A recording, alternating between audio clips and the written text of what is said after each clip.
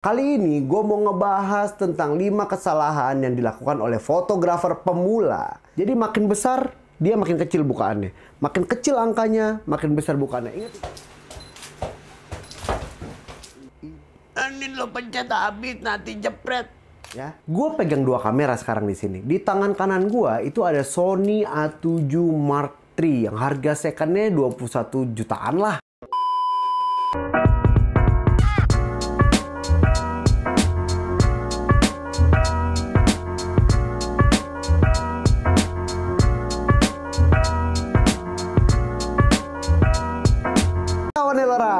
Kali ini gue mau ngebahas tentang 5 kesalahan yang dilakukan oleh fotografer pemula. Kalian masih ngelakuin itu nggak? Gue rasa lo pada masih ngelakuin kali. Makanya lo harus tonton video ini. Nanti gue kasih juga tips and trick. Yuk, bareng-bareng deh kita bahas. Yang pertama,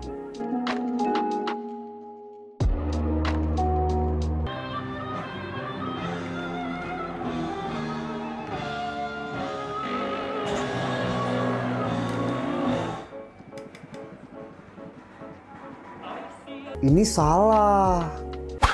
Segitiga exposure itu pelajaran paling mendasar sebenarnya dalam hal fotografi. Jadi bukan cuma soal terang dan gelap sih sebenarnya. Ya gimana kalian sebenarnya pintar-pintar nge-combine 3 peranan itu buat dapat foto yang lebih bagus. Nah di segitiga exposure itu ada yang namanya ISO. Jadi gini, ISO kalau angkanya makin tinggi berarti lu dapetin gambar yang lebih terang. Tapi mendapatkan noise juga yang lebih banyak. Noise itu hasil foto loh. Ya kalau misalnya ada titik-titik gitu, nah itu namanya noise. Nah itu nanti titik-titiknya jadi banyak dan kelihatan banget. Kalau lo rendahin ISO-nya, angkanya lo kecilin, gambar lo akan lebih gelap pastinya. Tapi lebih detail. Pastinya sih lebih detail ya. Nah yang kedua tuh diafragma. Lo lihat deh di kamera lo, di lensanya sih, bukan kamera ya. Di lensanya biasanya ada huruf F atau angka 1,4, 1,4, 3,5, 4,6 sampai berapa gitu. Nah itu namanya diafragma. Diafragma itu kalau angkanya makin kecil berarti bukaannya paling besar. Sekali lagi nih ya, kalau angkanya kecil berarti bukaannya besar. Berarti kalau angkanya besar bukaannya kecil. Jadi makin besar dia makin kecil bukaannya. Makin kecil angkanya makin besar bukaannya. Ingat itu aja. Nah lu bisa mendapatkan efek bokeh kalau lu memakai bukaan besar, yaitu berarti angka yang kecil ya. Bisa mendapatkan efek bokeh juga, gambar lebih terang juga. Tapi kalau lu memakai bukaan yang besar, lu akan lebih fokus. Jadi lu tidak mendapatkan efek bokeh tapi lebih fokus. Contoh kasusnya kayak gini nih, contoh kasusnya nih ya. Lu mau foto berlima, lu di tengah, temen lu 2 di kiri, 2 di kanan. Gua fokusnya ke lo di tengah karena posisinya kan. Gua pakai bukaan besar, berarti gua pakai angka yang kecil, benar ya? Angka yang kecil bukaan yang besar. Ingat karena lo pasti sering kebolak-balik. Angka kecil bukaan besar. Kalau gua foto dengan bukaan yang besar, berarti fokus gua akan ke lo. Bukan berarti teman-teman lo tidak terlihat atau bokeh, bukan. Tapi agak sedikit ngeblur lah. Tapi kalau gua pakai angka besar, yang berarti bukaannya kecil, benar, pintar. Bukaannya kecil. Kalau gue foto lo di tengah, teman-teman lo juga akan kelihatan semua. Yang baik mana, yang buruk mana. Enggak, bukan. Oke, untuk yang ketiga nih, yang terakhir, shutter speed. Peranan nggak kalah penting dalam segitiga exposure sebenarnya. Sebenarnya itu shutter speed tuh gini, kalau bahasa orang awam itu kecepatan jepret. Nah, kalau lu biasa dengar di kamera tuh bunyi cek cek. Nah, itu shutter speed namanya. Jadi kalau cek cek, nah itu berarti lama. Kalau cek cek, itu berarti cepat. Ingat ya. Nah, lu bisa lihat itu monitoring itu di dalam LCD biasanya juga kelihatan. Satu, dia pakai angka 1/60, 1/20, 1/80, 1/100, 1/200 gitu. Nah, itu lu bisa monitoring di situ. Dan ingat, rumusnya kayak gini. Makin cepat, makin gelap. Makin lambat, makin terang. Ingat, makin cepat makin gelap, makin lambat makin terang. Berarti kalau misalnya shutter speed itu di 1/15 sama 1/80, sudah pasti si 1/15 ini yang lebih terang. Lo akan mendapatkan gambar yang lebih terang di situ. Dan 1/80 ini akan lebih gelap pastinya. Gitu. Nah, abis ini lo ngeliat foto ini dulu aja nih, yang gue jajarin nanti di foto. Nanti lo bisa lihat, gue kasih tahu noise-nya juga segala macamnya. Bagaimana shutter speed segala macam nanti gue kasih tahu. Oke? Yuk kita lihat ya.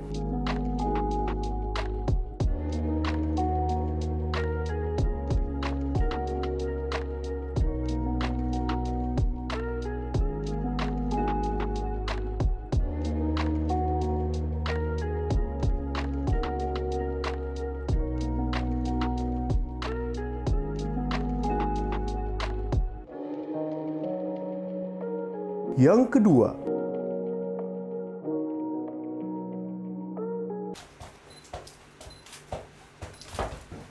ini juga salah.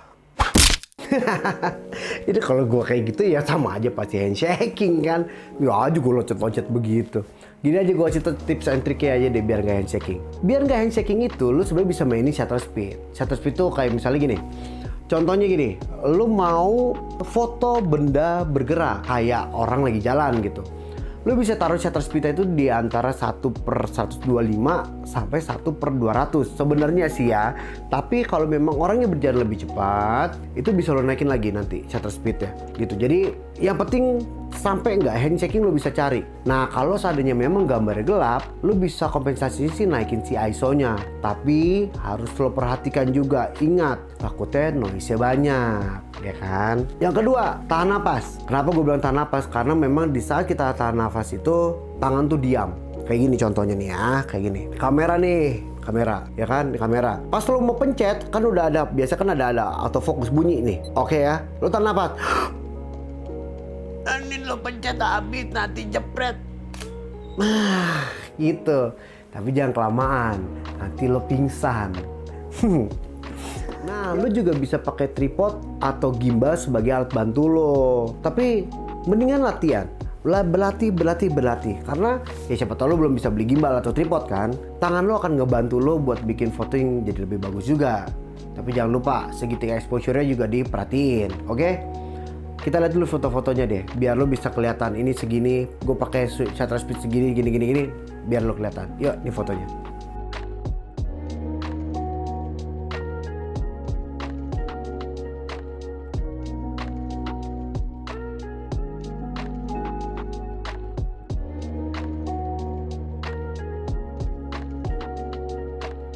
Yang ketiga,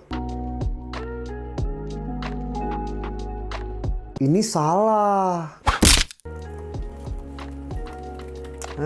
Kamera jangan ditaruh terus. Gimana mau bisa? Lo harus berlatih dan sabar kuncinya. Ingat ya, kamera jangan ditaruh terus. Latihan. Yang keempat, ini salah.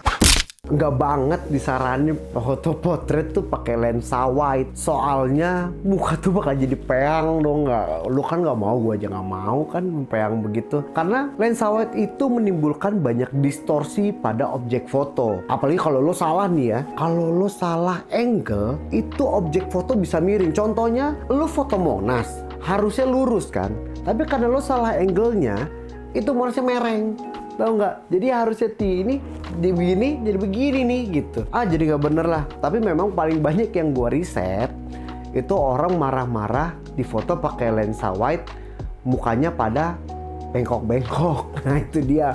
Jadi gue saranin jangan deh. Tapi memang ada beberapa momen lensa wide ini bisa dipergunakan. Contohnya kayak gini. Lo lagi di dalam ruangan sempit ya kan. Terus lo ada dua objek foto yang lo mau foto. Nah lo udah mentok nih, tembok belakang lo udah mentok nih di lo, tapi dua objek itu belum masuk ke dalam satu frame lo. Di sini lo bisa pakai lensa wide-nya. Tapi ingat, jangan ngambil angle yang salah. Rumusnya gini, gue kasih tips and triknya ya.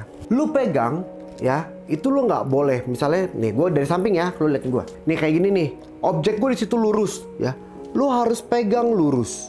Lo nggak boleh begini ya. Ingat ya nih, posisi nggak boleh begini, lo nggak boleh begini. Ini akan membuat semuanya jadi miring. Gitu, tapi lo harus lurus begini gitu. Hidup lo juga harus lurus.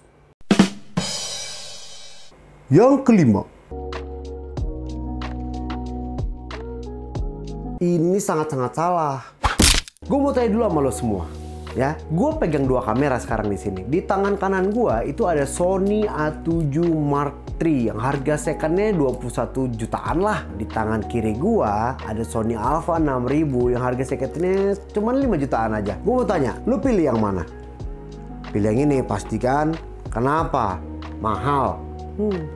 Kalau gue pilih yang ini. Kenapa gue pilih yang 5 jutaan? Karena lu jangan pernah terpaku sama kamera mahal. Kamera mahal tuh bukan jadi acuan. Bukan berarti udah pakai kamera mahal terus lu nggak bisa foto, terus hasil lu bakal bagus. Enggak, lu tetap harus belajar. Lu tetap harus berlatih di sini. Memang kamera mahal itu ada beberapa yang memang settingannya sudah bisa membuat fotonya jadi lebih bagus. Tapi tetap harus berlatih sih kalau gue bilang.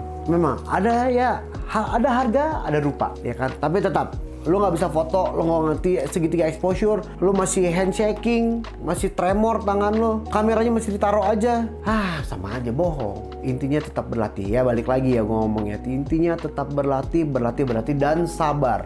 Sekarang juga udah mulai banyak kok software editing ya, software editing yang bisa membuat foto kita jadi lebih cakep. Kayak ada Lightroom, ada ada Photoshop or something gitu. Banyak VSCO ya kan, udah banyak banget. Jadi aman lah menurut gue.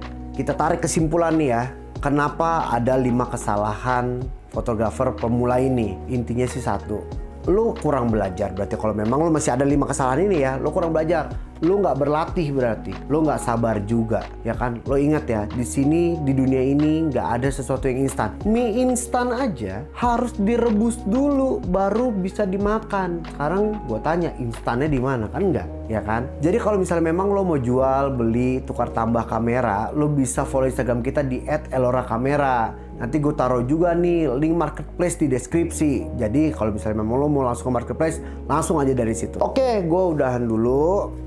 Kalau memang lo suka, lo boleh subscribe, lo boleh komen juga. Ya, ingat ya komennya di bawah. Lo boleh yang lucu-lucu, lo boleh yang aneh-aneh, lo boleh juga kok jadi haters gue supaya guanya juga makin semangat, bikin lo nggak benci lagi sama gua. Jangan lupa juga share ke orang-orang, sama klik tombol lonceng supaya dapat update dari Elora Kamera. Gue undur diri, gue dari Elora Kamera pamit. Ciao. Segitiga Anjol.